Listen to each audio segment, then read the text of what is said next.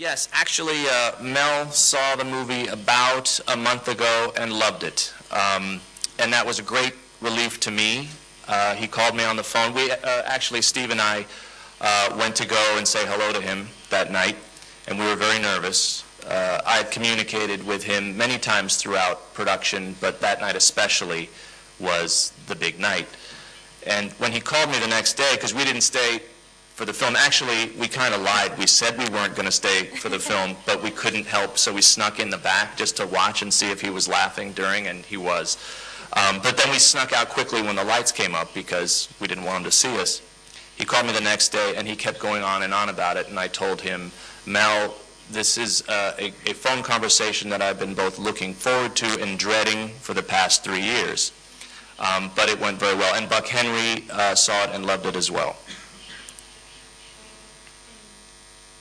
Well, I don't actually think I'm a member of that group because I don't know any of their cell phone numbers. I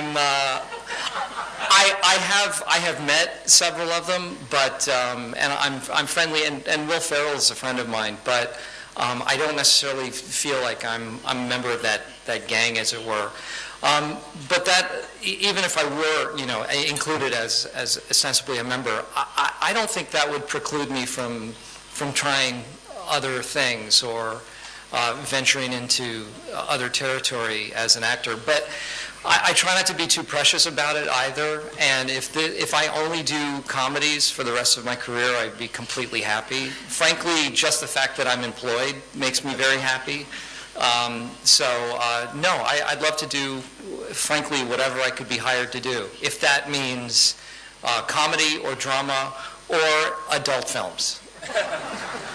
Yes, we can take a picture together. I would love to.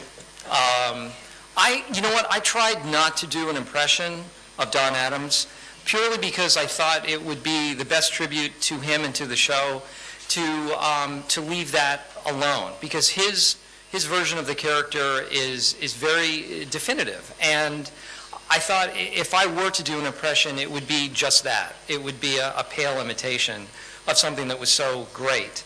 So I tried to take elements and sort of an essence of what he did, as opposed to doing a copy of what he did. And I thought that was the best way to serve the original and to pay respect to it. I had so much fun playing Agent 99. One of the chief reasons was she couldn't be more different than me.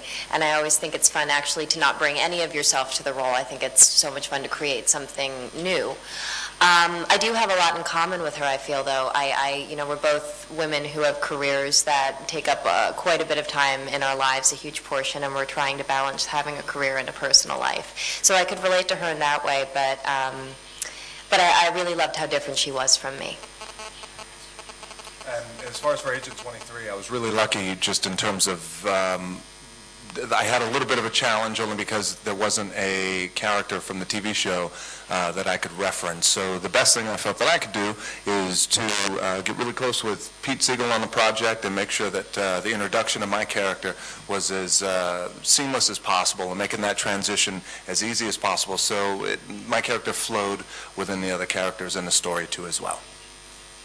I would say, well, I could tell you that what my goal has always been is to have a career that is very diverse, and always pick roles and choose roles that are very diverse, just in terms of whether they be comedy or action or drama. I think in my case, it was important to me to create a foundation, again, that was diverse and not necessarily stay in action roles or comedy. I want to do drama too as well, and always mix it up and always try to find challenges in a variety of different roles. And in this particular case, I was really fortunate that I was able to work with great actors. We had a great producing corps, and especially a really, really good director who I really enjoyed working with. And as we talked about earlier, the material was really, really good. So in this case, it was a very easy decision for me to sign up and play with these guys and have a great time. As in terms of, you're asking about Maxwell Smart and how people's perceptions are of the character. I'm not. People have a very, we've traveled around. I don't know why I'm holding this up because I can only hear myself. we've been traveling around and going. We've gone to Australia, we've gone to Mexico, and so this is our third stop on sort of the international tour. And we're finding that people are aware of this character. People know who Maxwell Smart is, and are very specifically tuned into Don Adams' characterization of him. And so it's sort of a daunting task to try to recreate this thing that people see of as iconic. And the only thing I can compare it to is there's an American version of this TV series called The Office, which started in England, which an actor named Ricky Gervais did such a wonderful job creating.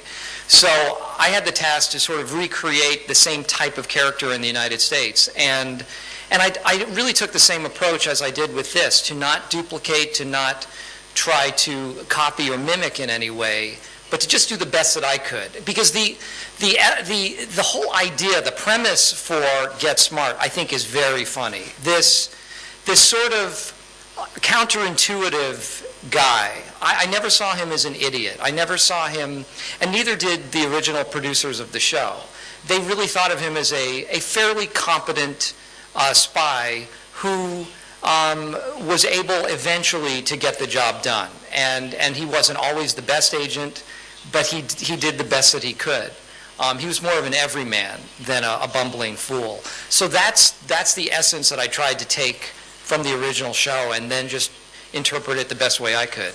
So I kind of tried to set the bar low for myself and just try to make it as funny as I could make it and not try to reach the heights of anything or anyone else.